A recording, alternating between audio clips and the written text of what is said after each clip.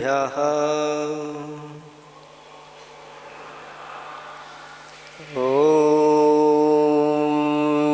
नमः सिद्धेभ्यः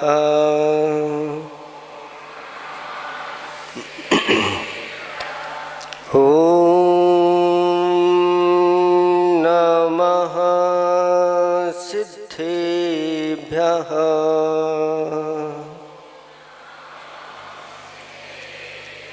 निर्मल जल सामान्य है जिनका चंदन से है दिव्य वचन अक्षत सम अक्षत है श्रद्धा सुमनों सा सुंदर है तन नैवेद्य चरित्र ज्ञान है दीपक बस विधि करते धूप दहन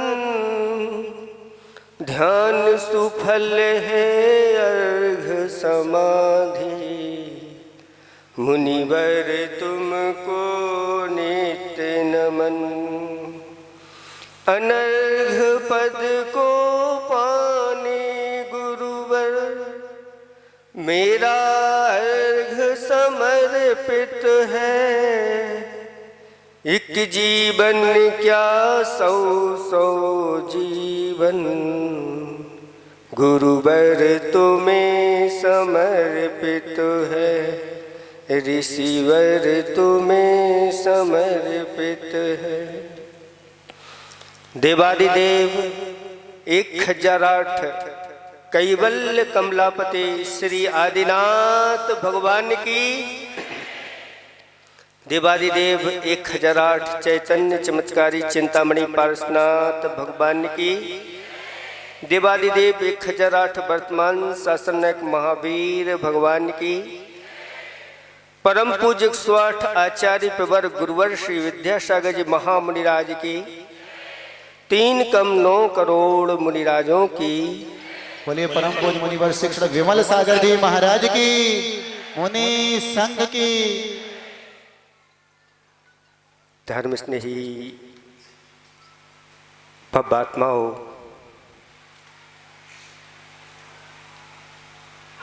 पिछले वर्षों के तरह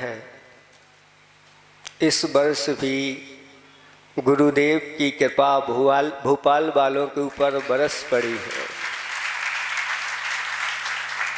रास्ते में चले आ रहे थे, लोग कह रहे थे कि महाराज भोपाल काहे को जा रहे हो, भोपाल में तो बहुत सारे संघ हैं, आप तो यहीं चतुर्मास कर लो। तो हमने कहा भाई बरसे वही पर समुंदर है जिस जगह ऊपर से हुक्म है तो ये घटाएं भी क्या करें। जब ऊपर से हुक्म आ जाता है बहुत अंदर से आनंद आता है। गुरु आज्ञा में जो आनंद है दुनिया में वह आनंद कहीं भी नहीं है। और जो गुरु आज्ञा में चलते हैं बहुत जल्दी वह मुक्ति को प्राप्त कर लेते हैं। बुंदेलखंड में एक कहावत है, बनिया प्रसन्नम कोड़ी छदानम। बनिया अगर प्रसन्न हो जाए तो क्या देगा, रुपया पैसा देता है, उसको कौड़ी छदाम ही कहलाती है। भली आप 1 करोड़ दे दो, 1 अरब दे दो, आदि आदि। तो बनिया प्रसन्नम कौड़ी छदानम और राजा प्रसन्नम गजभूमि दानम। अगर राजा प्रसन्न हो जाता है तो गज और भूमि यानी आधा राज्य, यहाँ तक कि पूरा राज्य देने के लिए भी तैयार हो जाता है। राजा प्रसन्नम गजभूमि दानम, गुरु प्रसन्नम 4 मुनिराज प्रदानम। गुरु प्रसन्नम मुक्ति प्रदानम। आज तक जितने भी लोगों को मुक्ति की प्राप्ति हुई है वह गुरु की प्रसन्नता से ही हुई है। इसलिए जीवन में कोई ऐसे कार्य ना हो कि गुरु हमसे रूठ जाए। सारी दुनिया रूठ जाए लेकिन गुरु नहीं। भगवान भी अगर आपसे रूठ जाए कोई बात नहीं, वैसे भगवान किसी से रूठते नहीं, लेकिन गुरु नहीं रूठना चाहिए।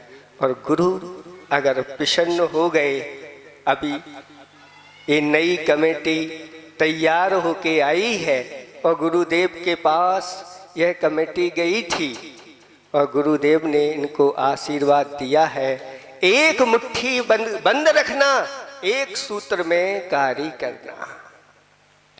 पिछली जो कमेटी थी उसको आप ऐसे नहीं कि वो निकल गई, वो नींव के पत्थर हैं, उन्होंने नींव भरी है और यहाँ तक आप लोगों को पहुँचाया है।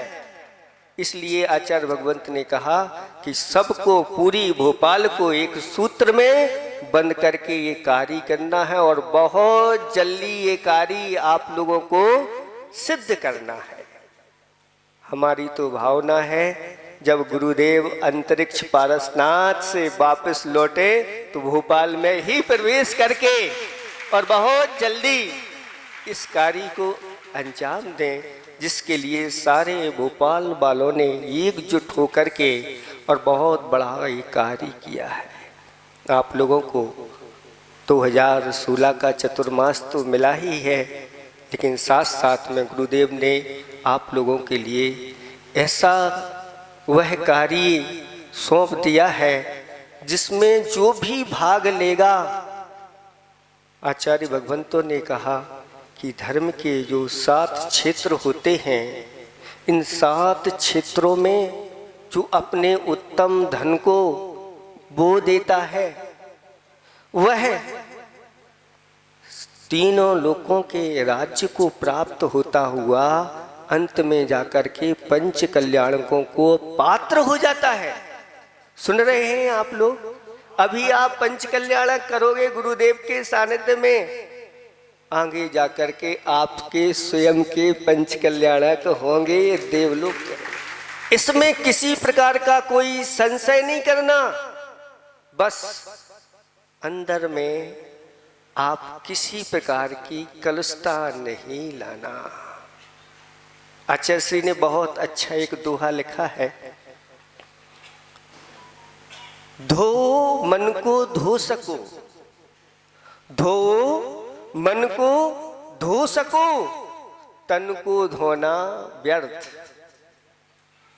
सुन रहे हैं आप लोग? धो मन को धो सको, तन को धोना व्यर्थ, और खो गुण में खो सको। खो गुण में नहीं, गुण में खो, गुण में खो सको, धन में खोना व्यर्थ। कितना बड़ा सार 2 पंक्तियों में भर करके रख दिया। अनादिकाल से इस तन को धोते आए हैं, क्या ये पवित्र हो पाया? बोलो। अगर पवित्र हो गया होता तो आपको फिर स्नान करने की कोई आवश्यकता नहीं होती। हाँ, आचार्य भगवंतों ने कहा कि रत्नात्रय पवित्र थे। अगर आप इस शरीर में अगर रत्नात्रय को धारण कर लो तो यह शरीर पवित्र हो जाता है। और फिर उनकी चरण रज अगर वह स्मशान से भी आ जाते हैं तो क्या करते हैं? अगर आप स्मशान से आ जाते हैं तो जब तक पूरा ऊपर से मैं वस्त्रों सहित आपका स्नान होता है उसके बाद आपको घर में प्रवेश कर। लेकिन अगर मुनिराज स्मशान से आपके घर में आ जाएं तो आप उनकी चरण लेकर के और अपने आप को भी पवित्र मान लेते हैं। ऐसे जिसने अपने जीवन में रत्नात्रय को धारण कर लिया उसका ये शरीर भी पवित्र स्वीकार किया गया है। उनकी चरणों की रज सभी लगाने के लिए तैयार रहते। निर्ग्रंथों की चरण रज करती भव से पार और सुख समृद्धि सिद्धि दे मुक्ति महल का द्वार। ये मुक्ति महल का द्वार कहा है। आचार्य भगवंतों ने निर्ग्रंथ मुद्रा की महिमा अपरंपार बताई है। ये निर्ग्रंथ मुद्रा अगर आगम के अनुसार अपनी चर्या करती है तो ये ऐसे रत्न हैं जो एक बार भी अगर आपके घर में चरण पड़ गए तो फिर वह पुण्य कभी खत्म नहीं होता। वह इतना बढ़ता चला जाता है कि अंत में मोक्ष प्राप्त करके ही समाप्त होता है। रत्नों में सर्वश्रेष्ठ रत्न कौन सा होता है? भोपाल वाले पढ़े लिखे हैं, स्वाध्यायशील हैं, बोले रत्नों में सर्वश्रेष्ठ रत्न कौन सा है?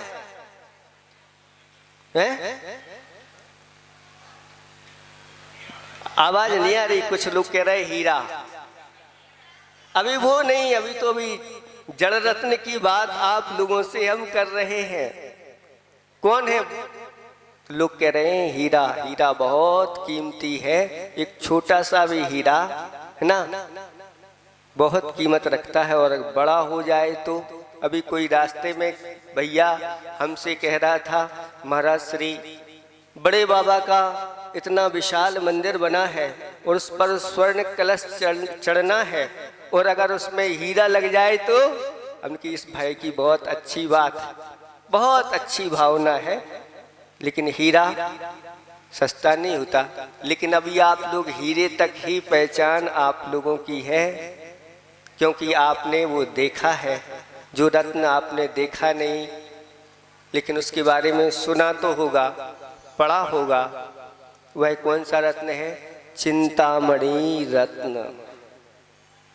चिंतामणि रत्न उन पुण्यशाली जीवों को प्राप्त होता है जिन्होंने पूर्व भाव में ऐसे ही देव शास्त्र गुरु के निमित्त अपना सर्वस्व समर्पित किया है। वह चिंतामणि रत्न, उससे आप जो मन में चिंता करो वह सब प्राप्त होता चला जाता है। आज ऐसा इस कली काल में पंचम काल में किसी का पुण्य है जिसके पास चिंतामणि रत्न हो? नहीं है, नहीं है। लेकिन हम तो कहते हैं उससे भी ज़्यादा आप लोगों का, उससे भी बढ़कर पुण्य है क्योंकि शास्त्रों में लिखा हुआ है इस कली काल में रत्नत्रय को धारण करने वाले मुनिराज चिंतामणि रत्न से भी बढ़कर हैं। ये चिंतामणि रत्न से बढ़कर इसलिए है क्योंकि ये एक बार भी जिसके यहाँ चरण रख देते हैं और वह ऐसा संचय करता चला जाता है। जब यह पुण्य उदय में आता है सब कुछ उसकी इच्छाएं पूर्ति होती चली जाती है। कुछ करने की आवश्यकता नहीं होती। आप लोगों ने शास्त्र पढ़े होंगे, उनमें लिखा है अगर ऐसे उत्तम पात्रों को अगर दान दे देते हैं तो अगर मनुष्य आयु का बंद कर ले तो उत्तम भोग भूमि में जाके उत्पन्न होता है। और उत्तम भोग भूमि में असंख्यात वर्षों तक आपको कुछ करने की आवश्यकता नहीं होती।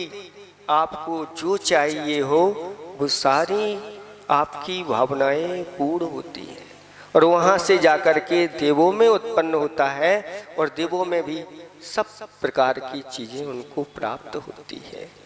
ऐसी महिमा बताई गई है। इसलिए धो मन को धो सको, तन को धोना व्यर्थ, तन को तो सभी धोते रहते हैं, लेकिन मन को वही धो सकता है जिसे सही सही देव शास्त्र गुरु के ऊपर विश्वास होता है।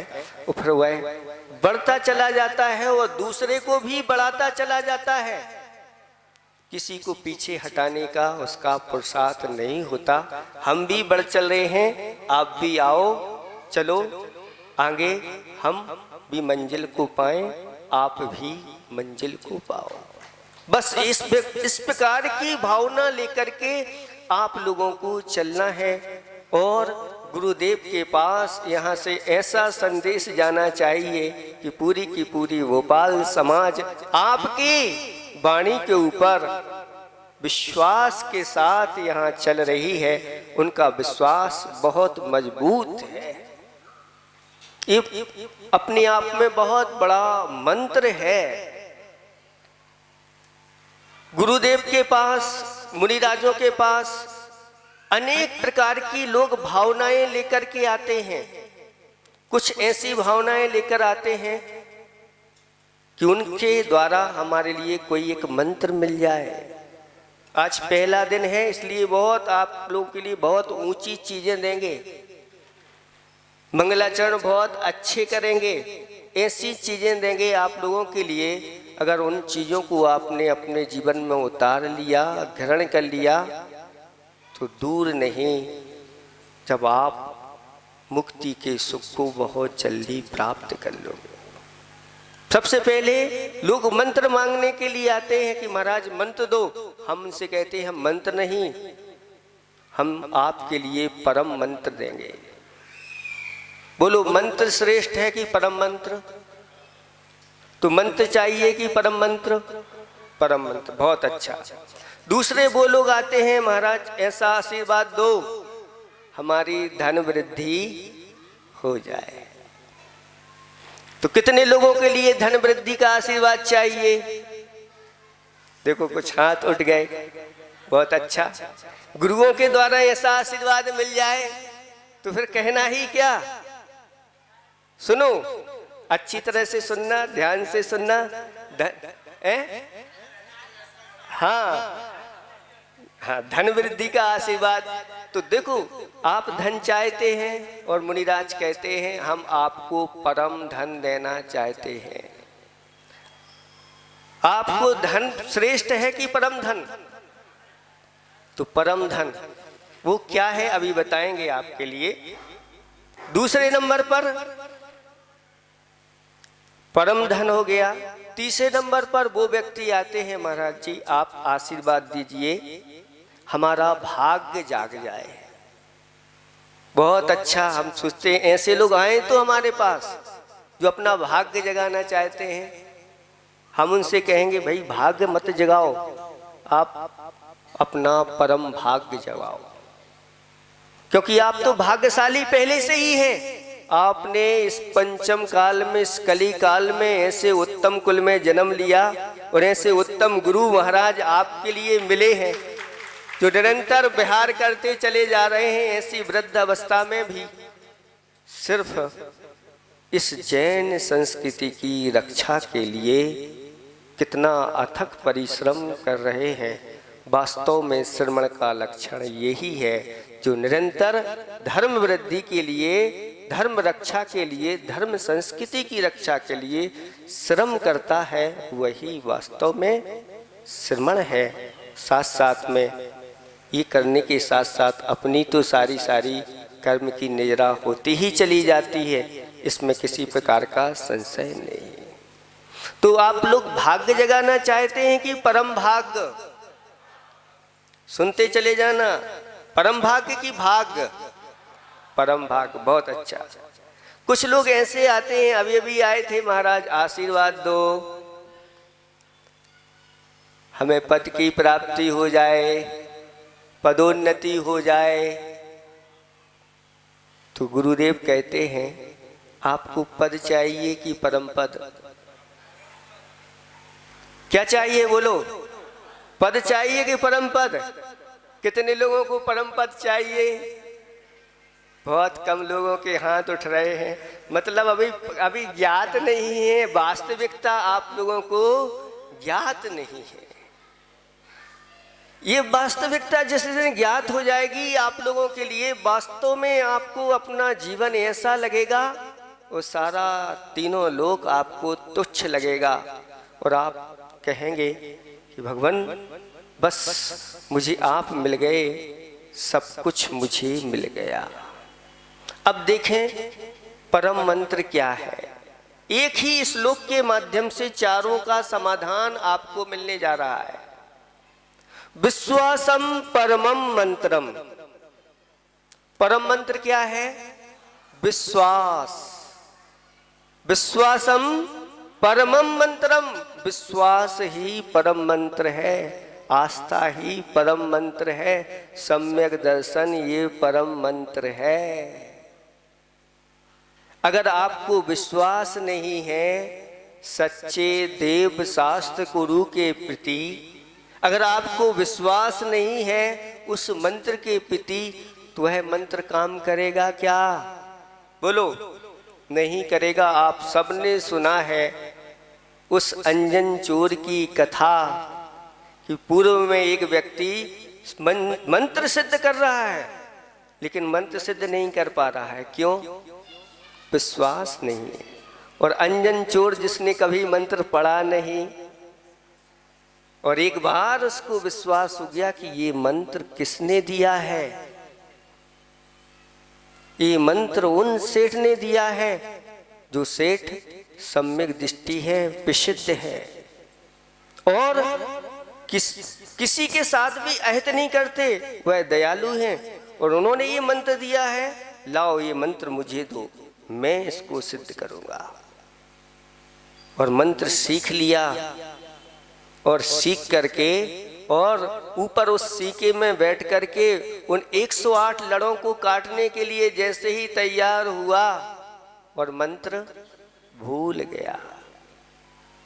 मंत्र तो भूल गया, लेकिन क्या अंदर से था? विश्वास। और कहता है आड़म ताड़म कछु न जानम सेठ वचन प्रमाणम। बस मैं कुछ नहीं जानता, जो सेठ जी ने मंत्र दिया है उस के ऊपर मुझे विश्वास है, सेठ जी के वचन प्रमाण है, और एक ही बार में वह उसको काट देता है और सिद्धि प्राप्त कर लेता है। बस आप लोगों से हम यही कहना चाहते हैं, आड़म ताड़म कछु न जाड़म गुरु वचन प्रमाणम।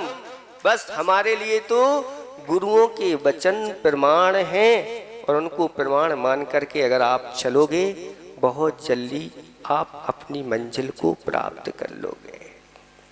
दूसरे नंबर पर रखा संतोषम परमम धनम। परम धन क्या है? संतोष ही परम धन है। आप चाहते हैं धन वृद्धि का आशीर्वाद दे दें? अगर हमने धन वृद्धि का आशीर्वाद दे दिया और आपके पास इतना धन बढ़ गया कि ना आप मंदिर आ पाओ, ना गुरुओं के पास आ पाओ, ना दान, इतनी बहुत आपकी दुकानें फैक्ट्रियां बढ़ती चली जाएं कि आपके पास समय ही नहीं हो, ऐसा धन आपको दुर्गति में ले जाएगा। और ऐसे कितने असंख्य जीव हैं जो ऐसी दुर्गति में गए। समय समय पर आपको अच्छी अच्छी कथाओं के माध्यम से ये मिलेगा। तो बोलो, आपके लिए धर्म वृद्धि का आशीर्वाद चाहिए कि धन वृद्धि का? आचार्य भगवंतों ने हम लोगों के लिए कुछ आशीर्वाद शास्त्रों में लिखे हैं, उसमें मैं ढूंढता रहा कि धन वृद्धि का आशीर्वाद कहीं मिल जाए, तो नहीं मिला। उसमें लिखा कल्याणमस्तु, समाधिरस्तु, शिवमस्तु, और उन्होंने कहा धर्म वृद्धि रस्तु। ये हम लोगों के ग्रंथ में मुनिराजों के लिए आशीर्वाद के लिए इतना ही कहा, और दूसरा नहीं कहा। आपकी शांति धारा में बहुत सारी चीजें आ जाती हैं, वो बात अलग है, लेकिन हम लोगों के लिए गुरुओं की आज्ञा यही है। और उन्होंने बहुत अच्छी ये व्यवस्था बनाई है कि अगर इनकी धर्म वृद्धि की अगर होती है तो इनकी सारी वृद्धियां अपने आप होती चली जाएंगी। धर्म से धन वृद्धि तो सहज में ही होती है, और भी अनेक वृद्धियां होती चली जाती। सारी मनोकामनाएं धर्म वृद्धि के आशीर्वाद में निहित होती हैं। इसलिए मांग छोटी नहीं रखना चाहिए।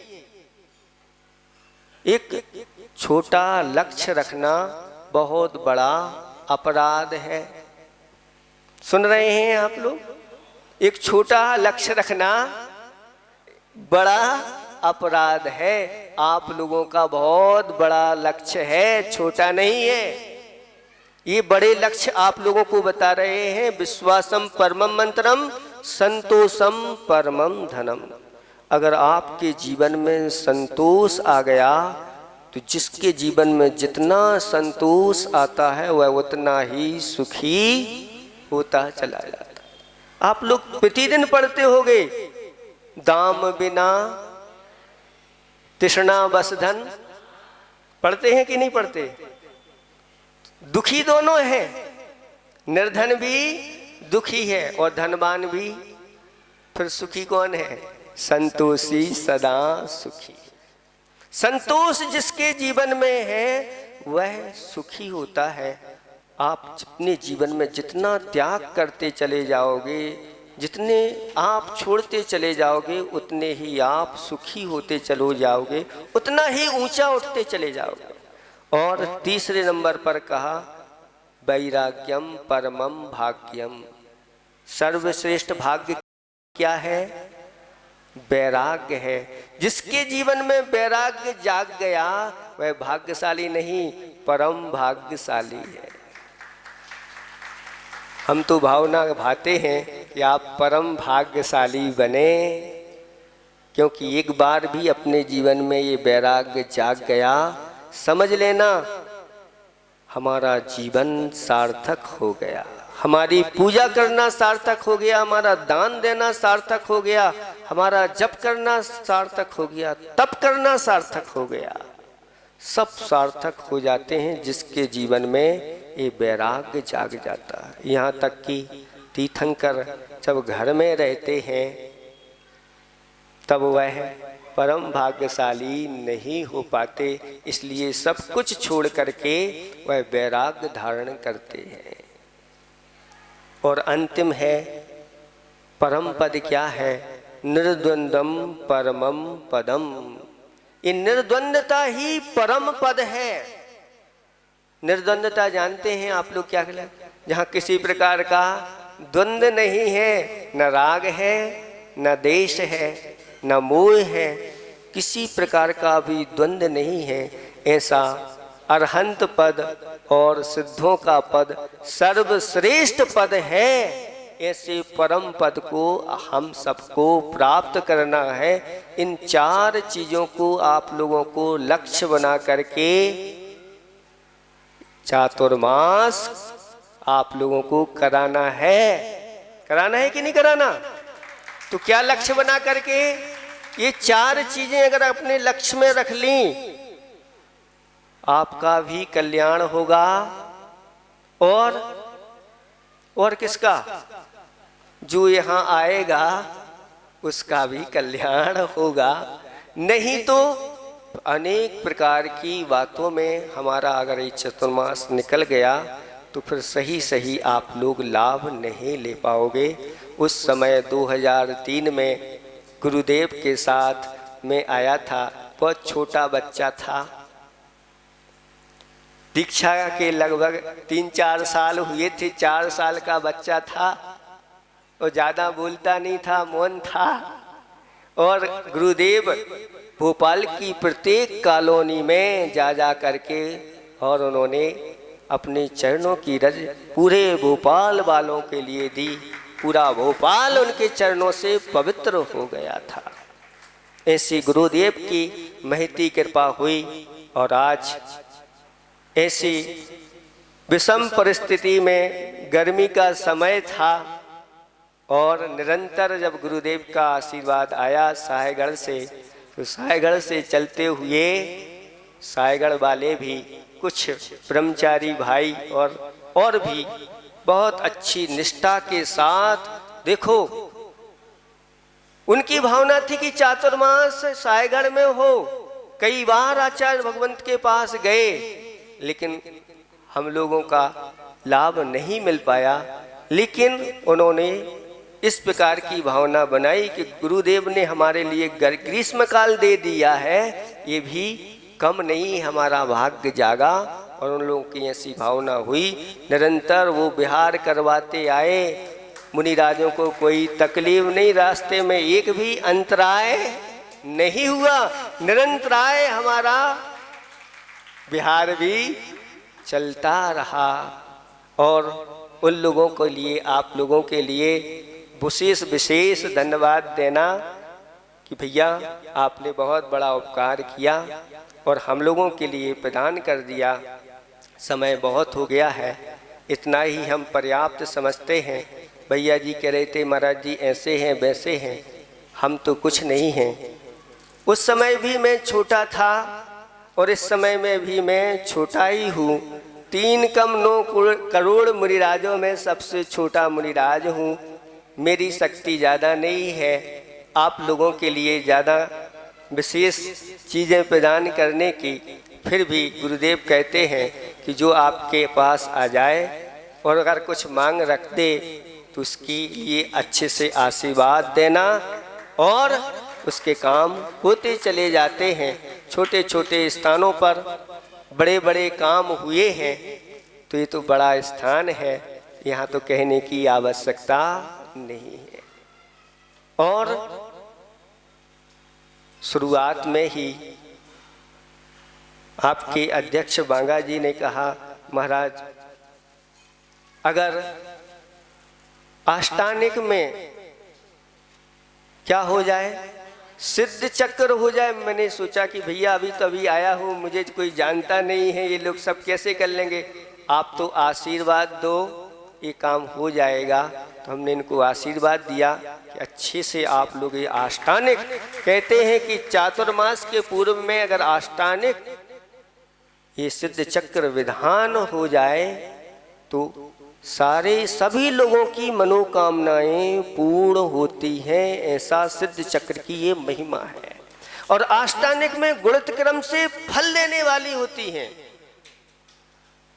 4 महीने में 8 दिन ऐसे रहते हैं, 4 महीने आप दान करो, पूजा करो, उसका फल एक तरफ रख देना।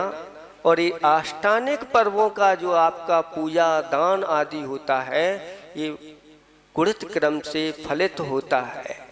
शास्त्रों में इसके बारे में अभी समय नहीं, हम बताएंगे आपके लिए कि अगर पूर्णिमा के दिन उपवास करते हैं, एक कौमली विधि बताई है, वह पूर्णिमा का उपवास 3.5 करोड़ उपवासों के बराबर होता है।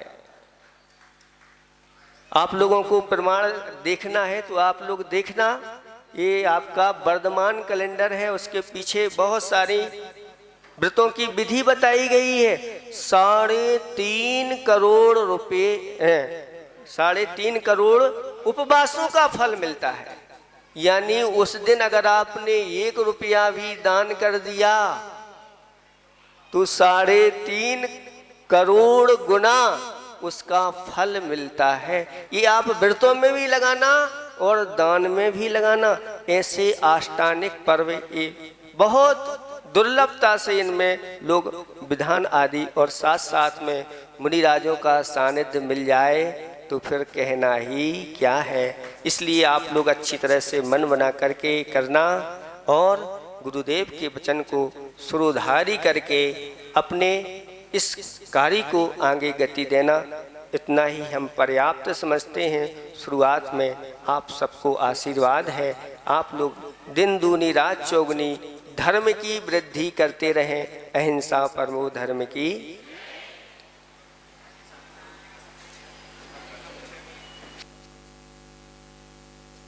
तब अच्छे करें।